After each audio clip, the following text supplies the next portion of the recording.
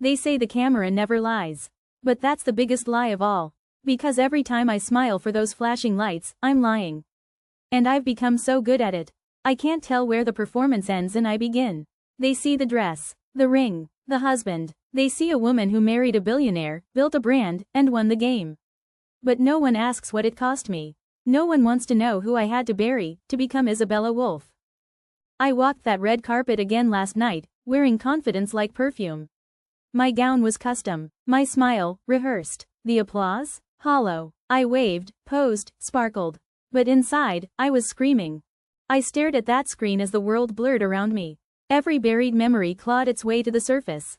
The motel room, his laugh, the way he looked at me, like I was real. God, it's been 8 years. 8 years since I left that life behind. Since I left him behind. I thought I was saving us both. But maybe I was just running. I became someone else. I changed my name. I wore high heels like armor and married a man the world worshipped. Damien Wolf, the business god, the kingmaker. They say I'm his muse. But I'm just another piece of his collection. People envy our marriage. What they don't see is how quiet our home is. How love turned into business meetings. How he tracks my every move under the guise of protection. He doesn't yell. He doesn't hit. He just watches. And reminds me who holds the leash. Last week, I got flowers from him. 100 black orchids. The card said, "Loyalty is beautiful. Infidelity isn't." I laughed. Then I cried. And then, I smiled. Because I've learned to cry without smudging my mascara. Now the rumors are everywhere. My past is bleeding into the present like ink on silk. Screenshots, photos, half-truths twisted into tabloid poison. Who was Isabella before Damien? Did she lie her way into fortune? Was she ever in love with someone else? My assistant won't look me in the eye. My mother left a voicemail full of shame. And Damien? He hasn't said a word. But his silence is louder than a scream. Then I heard his voice. "We both made mistakes, Bella, but I never stopped thinking about you. You owe me the truth. We need to talk." He still calls me Bella. The girl I killed to become someone else. And for a moment, just one aching second, I wanted to go back. To before the gowns, before the wolf name, before I traded love for power. But it's too late for that, isn't it? There's no going back, only forward, through fire, if I have to. They think this is my scandal. They think this is the story of my downfall. But what they don't know is that I've been waiting for this moment. Because when the mask finally breaks, the woman underneath doesn't beg. She bites. It started with a message. But now, he's here. Back in the same city, breathing the same air as me. The man I left behind. The only one who ever really saw me. No filters, no diamonds, no mask. His name is Adrian Black. And I swore I'd never say it again. 8 years ago, we were chaos and poetry. We made promises under broken ceilings. We planned a life with nothing but love and fire. And then I vanished. I ran from him, to a man who offered safety instead of truth. I chose survival. He doesn't know why I left. He doesn't know the price I paid. But he's here now, and Damien knows something's wrong. This morning, Damien asked me to lunch. That's never good. He doesn't do lunch. He does power. We sat across from each other, surrounded by polished wood and silent staff. He cut his steak like a surgeon. Then he said it, simple, cold, direct, "Your past is bleeding into my brand." He didn't look angry. He looked disappointed. "Which is worse? You can fix this," he said. "Appearances matter more than facts. And you're not a fool, Isabella. Don't become one." I met Adrian today, not planned, but maybe fate doesn't need permission. I was walking through the old district, alone, in oversized sunglasses, like that would shield me from the past. And then there he was, leaning against a bookstore wall, coffee in hand, wearing time on his face like a badge. Same sharp eyes, same quiet fire. He looked at me like I was a ghost. "Isabella," he said, voice like gravel soaked in longing. "You really did it. You disappeared." I couldn't speak. My throat closed around every word I'd rehearsed for years. He didn't yell, didn't accuse. He just stared, searching for the girl he once loved. Was I just a phase you had to outgrow? Or did you run, because someone told you to? And for a second, I almost told him everything. About Damien, about the contract, about the deal that saved my family and killed my heart. But I didn't. I just whispered, "I'm sorry," and walked away before he could see me fall apart. I sat in my car for an hour afterward, sobbing like a woman I don't even recognize. The mask had slipped, and I wasn't ready, but maybe I need to stop hiding. Maybe that girl he loved, Bella, isn't dead. Maybe she's just waiting. That night, I came home late.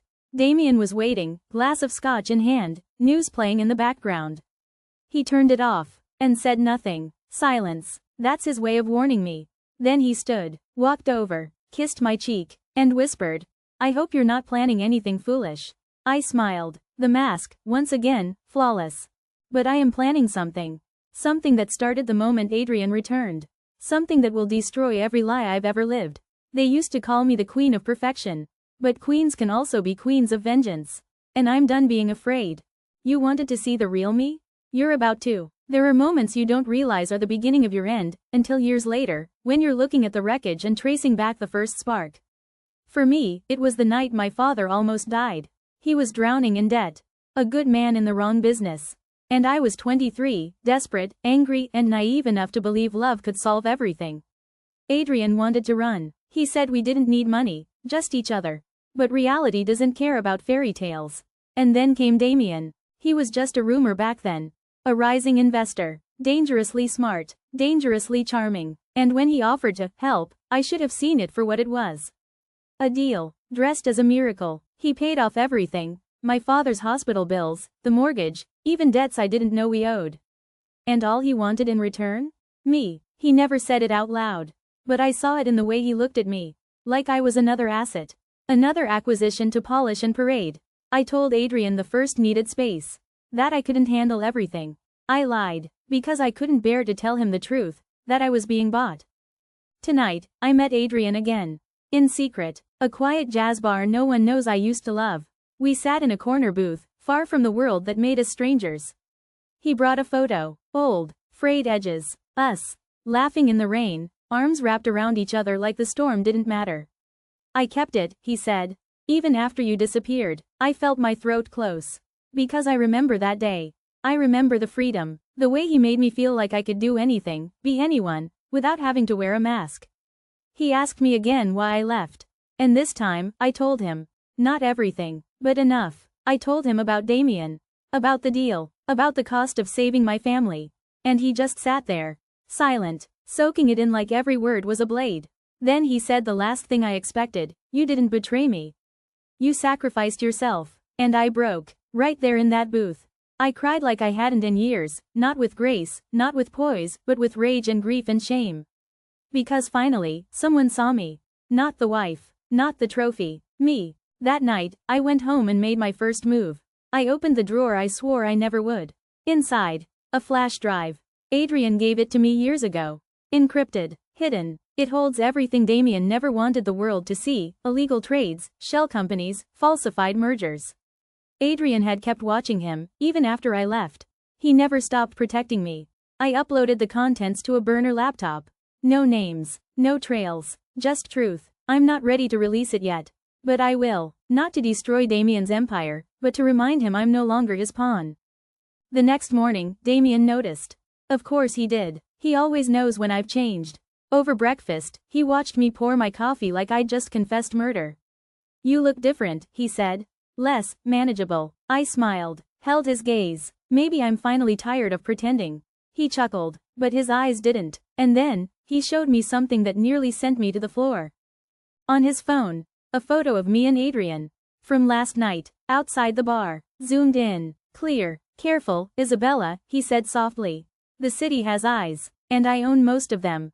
My hands went cold. But I didn't blink. Not this time. Because if he wanted war, he just got it. This isn't just about love anymore. Or even freedom. This is about justice. For the girl I used to be. For the woman I've become.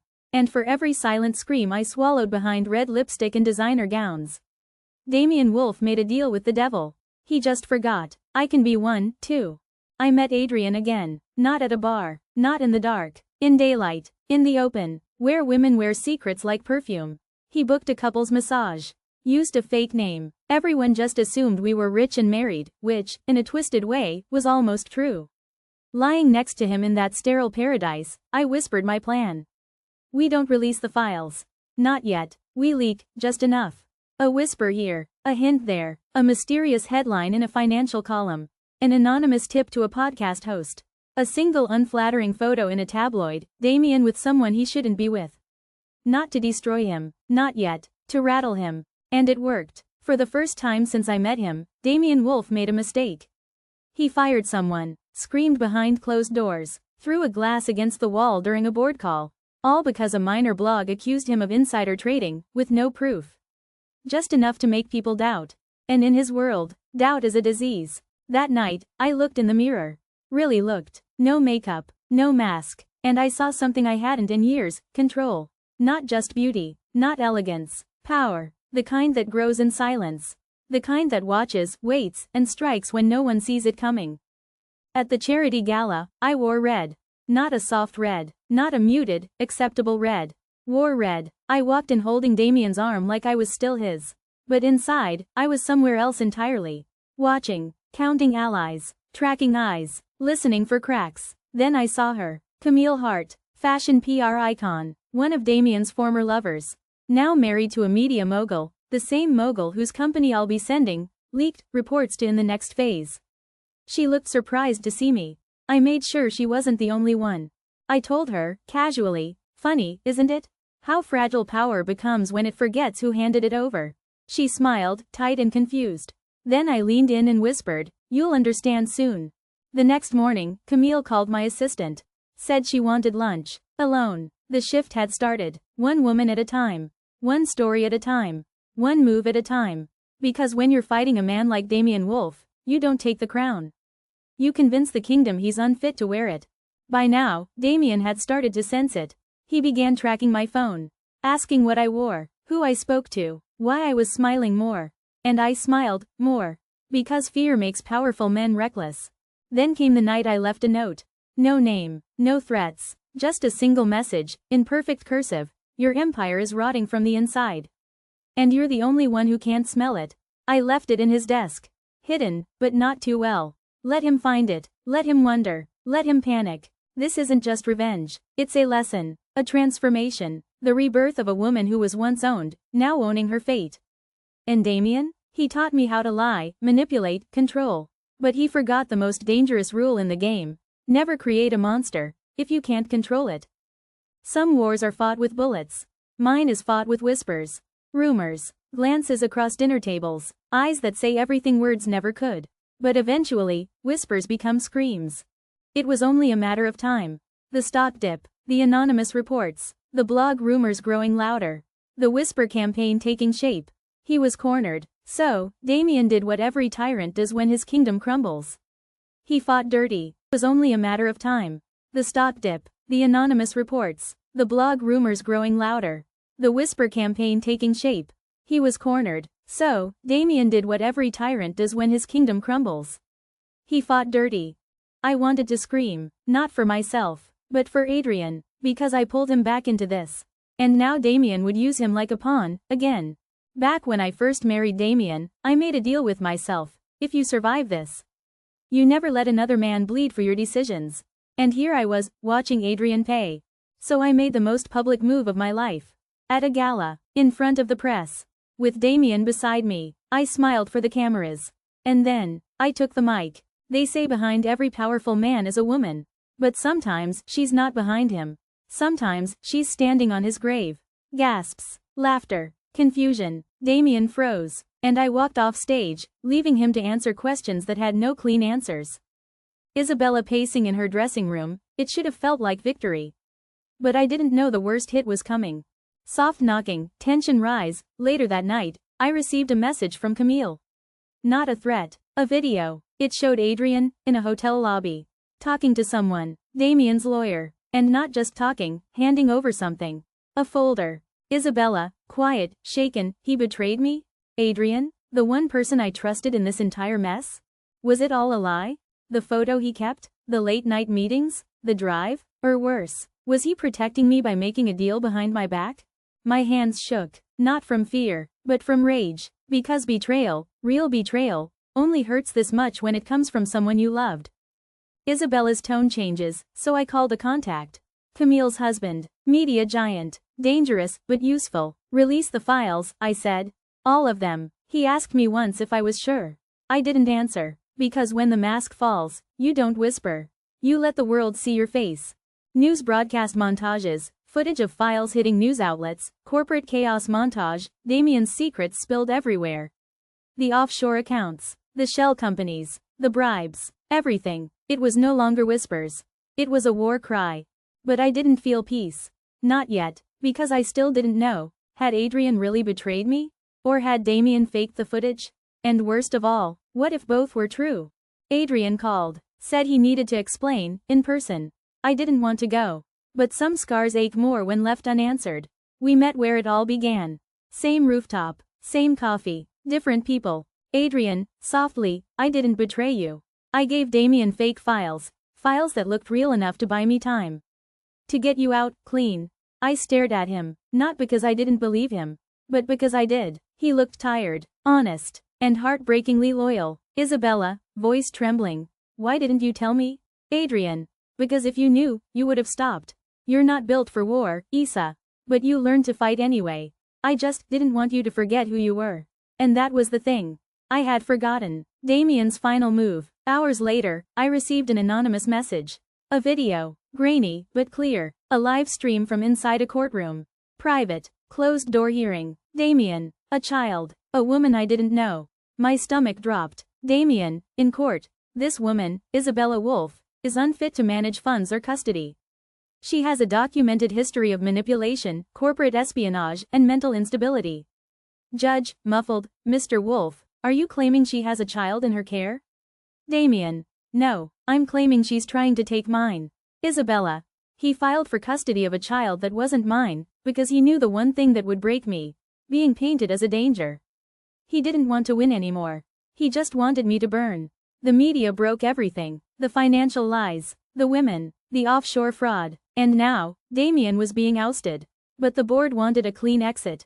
No scandal, just a quiet retirement. So I walked into that room, wearing white. No red this time, not rage, not war, closure. Isabella, calmly, you can either step down quietly and vanish. Or I release the voice recording of you threatening to ruin a woman's life for custody of a child that doesn't even exist. He didn't speak. He didn't need to. His silence was louder than any scream. He signed the papers, walked out, and for the first time, I didn't follow. I stood alone, finally free, finally whole, but something still lingered, a thought I couldn't shake.